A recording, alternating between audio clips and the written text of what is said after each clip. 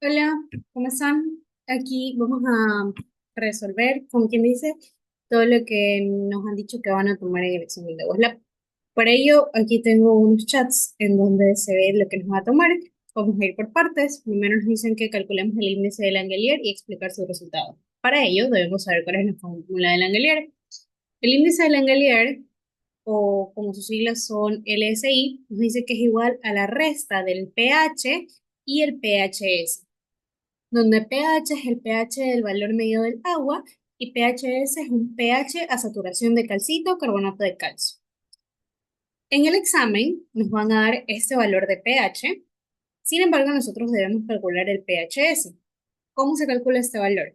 Para ello existe una fórmula que nos dice que el pHs es igual a 9,3, siendo esto una constante, más un valor de A, más un valor de B, y a todo esto le resto la sumatoria de C. Entonces, ¿cómo se calculan cada uno de ellos? Tengo entendido igual que nos van a dar estas fórmulas por si acaso. Entonces, ya, pues no se preocupen. A nos dice que es el logaritmo base 10 de los sólidos totales menos uno. Estos sólidos totales, no sé si se acuerdan, los tomamos cuando medimos la conductividad. Están en unidades de miligramos sobre litros y aquí, como lo pongan, los medimos experimentales. Entonces, este valor de aquí también nos van a dar en el examen. Para B es menos 13,11 por 10, por logaritmo de base 10 de la temperatura, que en este caso este es un valor que nos tienen que dar. A eso le sumo 273 para llevarlo a Kelvin y le sumo esta constante que es 34,55. Así como les pongo aquí, va a ser un valor experimental. Entonces, una vez más les digo, estos dos datos nos van a dar. ¿Qué es lo que tenemos que hacer? El C. El C me dice que es el logaritmo base 10 del calcio transformado a carbonato de calcio y eso le resto 0,4. Entonces aquí empieza nuestra primera incógnita porque hasta donde sé, este es un dato que no me dan. Yo debo hallarlo. Y finalmente tengo el logaritmo base 10 de la alcalinidad como un carbonato de calcio. Entonces, bien, esta de acá si me la dan, me dan A, o sea, no me dan A, pero me dan los valores que necesito para hallar A. Me dan esto, para B me dan la temperatura y para C me dan la alcalinidad. Entonces ya, yo sé. ¿Se acuerdan que también me decía que interpreto el resultado? Entonces vamos a ver cuál es el resultado. Tengo tres posibles opciones para el índice de Langelier.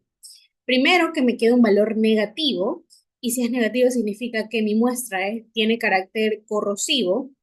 Si me queda positivo, voy a decir que mi muestra tiende a incrustarse. Y si queda cero, voy a decir que mi muestra es neutra o que está en equilibrio. ¿Ok? Entonces, ahora voy a cambiar mi pantalla para poder mostrarles cómo hallar este valor de aquí de C, que es el calcio como carbonato de calcio. Para ello les digo que nos tienen que dar un valor de dureza. En este caso va a ser una dureza cálcica, porque está en unidades de calcio. Y esto es lo que voy a transformar a ello. Para darles un adelanto, les voy a decir que eso se hace con ayuda del peso equivalente. Y de una vez les digo, que aquí está más desglosado qué es lo que toman. Primero me dicen que calcule la cantidad de calcio en mol sobre litro. Entonces, primero vamos a transformar ese sobre calcio mol sobre litro y luego lo vamos a dejar en miligramos sobre litros de carbonato de calcio, que es lo que me piden acá, que son dos literales diferentes. Entonces, vamos a hacer eso. Denme un segundo y cambio de pantalla.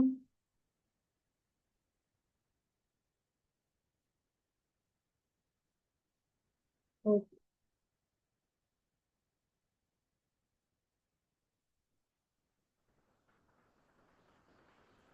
ya, entonces aquí. No sé cuánto es el valor exacto, pero vamos a hacer una suposición para poder desarrollar el ejercicio.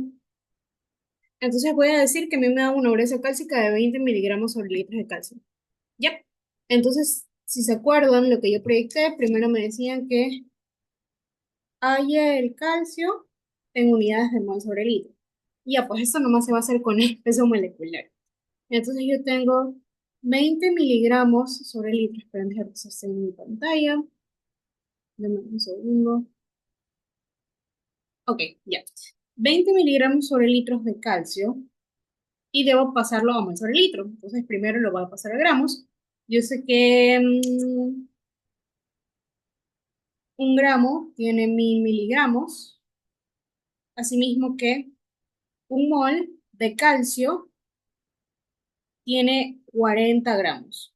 Entonces, vamos a ver que se cancelan las unidades, se cancelan miligramos con miligramos, gramos con gramos, y me queda moles sobre litro, que es lo que yo quiero.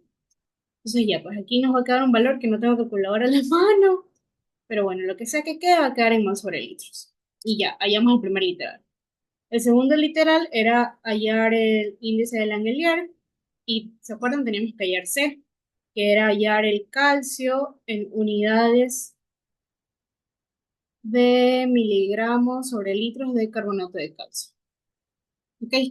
Entonces parto de mi valor que me daban, perdón, que eran los 20 miligramos sobre litros de calcio, y los voy a llevar a miligramos sobre litros de carbonato de calcio. Entonces empiezo. Primero yo digo que un gramo tiene 1000 miligramos. Y estos miligramos y esos gramos se supone que son de calcio. Entonces, aquí voy a relacionar estos gramos de calcio con los gramos que cuenta el peso equivalente. Para ello debemos saber qué es el peso equivalente. El peso equivalente, básicamente, es el peso molecular dividido por el número de iones que se pueden disociar. Entonces, en este caso, vamos a decir que el peso equivalente del calcio va a ser su peso molecular dividido por el número, asimismo el del carbonato de calcio, que son nuestras sustancias involucradas. Y ustedes dirán, ya, ¿y cómo sabes que son esas sustancias involucradas? Pues bueno, yo me fijo en la reacción, que es algo que debo saber para pasar del peso equivalente de uno a otro. Yo sé que yo tengo carbonato de calcio y esto se puede disociar en sus iones, que es el calcio más el carbonato, ¿cierto? Entonces ya, pues, yo voy a pasar de este de aquí a este de acá por estequiometría. Entonces vamos. El calcio, el peso molecular, esto es así, esto es así. El peso molecular del calcio es 2 y vemos que sus protones son 2, por tanto su peso equivalente va a ser 40 dividido para 2. Eso me va a quedar a 20.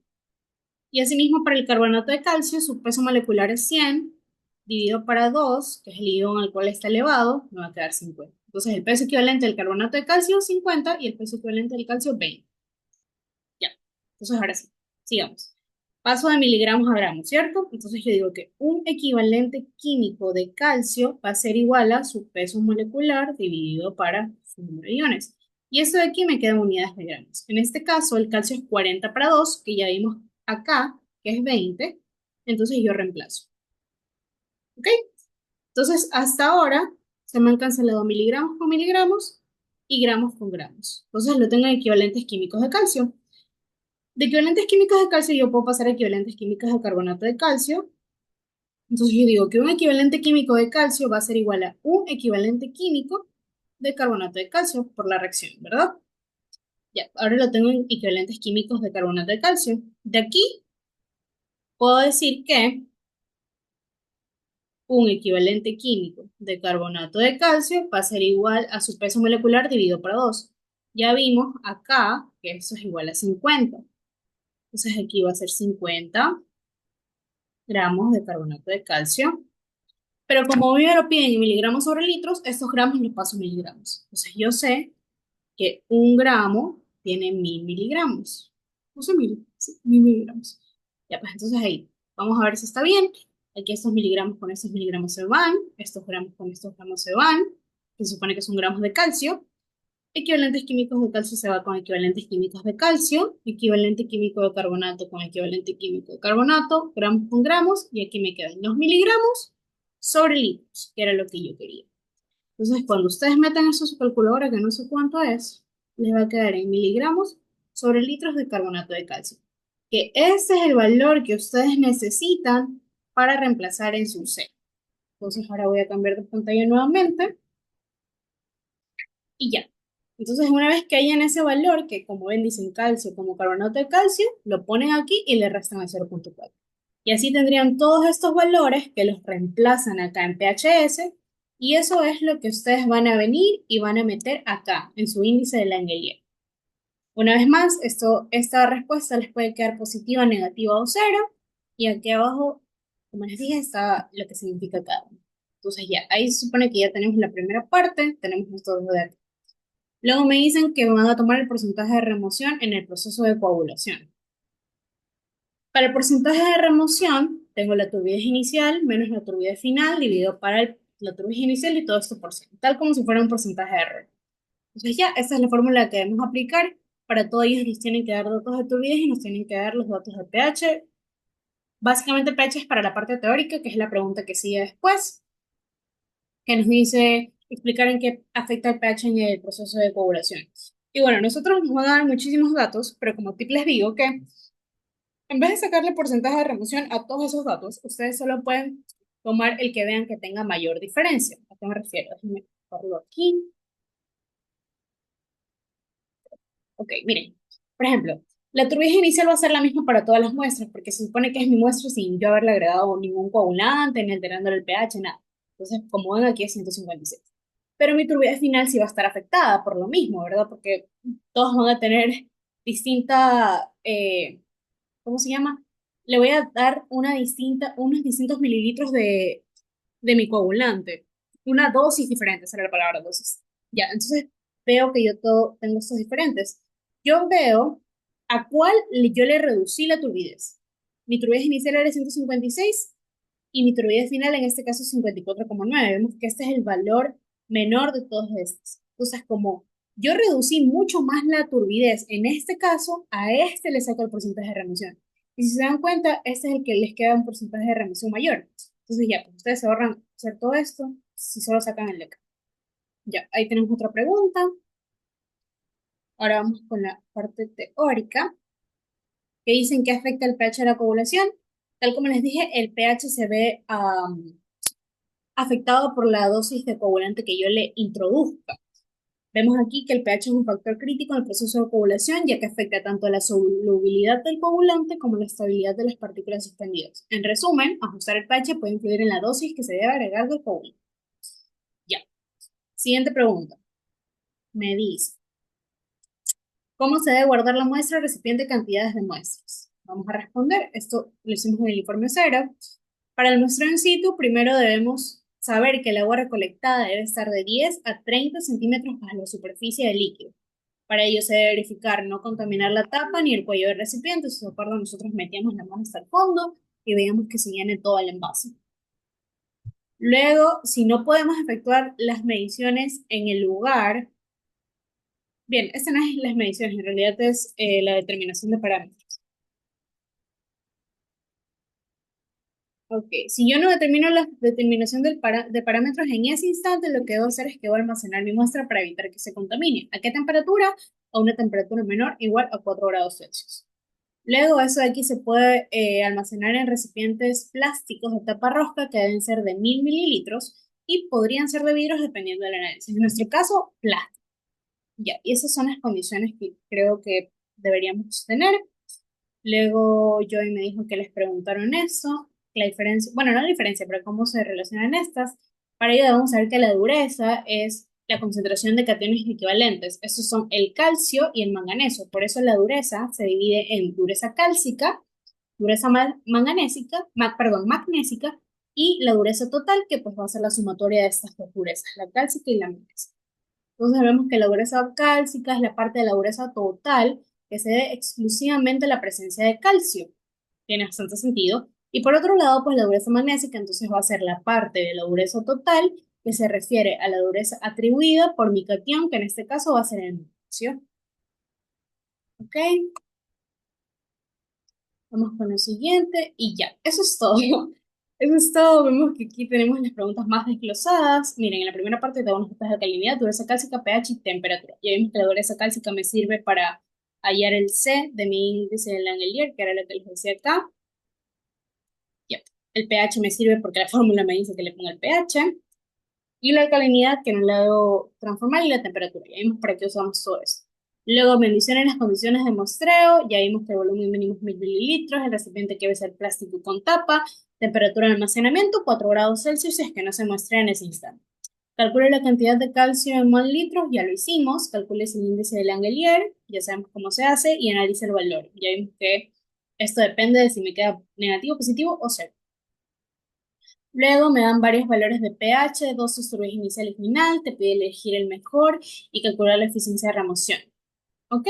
Y la vez calcular la coagulación y cómo influye el pH, que es lo que ya vimos arriba. Asimismo dicen que cómo influye la dosis y eso. Eso de ahí creo que no lo puse aquí, pero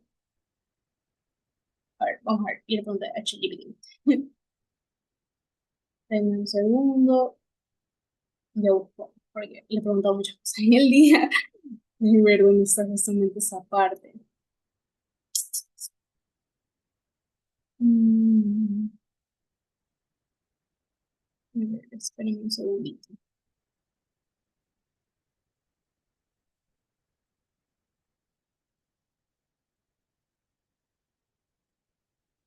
Ya, aquí está. Bueno, aquí son todos los factores que pueden afectar a la turbidez y a la coagulación como tal. Ya vemos que la influencia de la dosis, la cantidad de coagulante aplicado afecta directamente la efectividad de la coagulación. Esto puede ser una subdosis o una sobredosis. Si hay subdosis, no se van a neutralizar las partículas suspendidas y por tanto no se va a lograr la coagulación. Para eso debemos saber que la coagulación es cuando se neutralizan las cargas para hacer que las moléculas se junten y agarren más tamaño.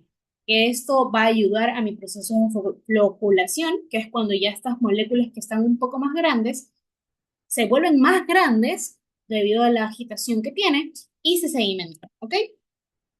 Asimismo vemos que hay una sobredosis, que se puede revertir las cargas, genera costos innecesarios, entonces por eso es importante que yo tenga mi cantidad exacta de coagulante para que ni tenga de más ni tenga de menos. Ya hay otros factores que pueden influir como la temperatura, la naturaleza del coagulante y la turbidez inicial. Y ya, eso es todo lo que nos van a tomar, al menos lo que yo sé. Y ya, eso sería todo.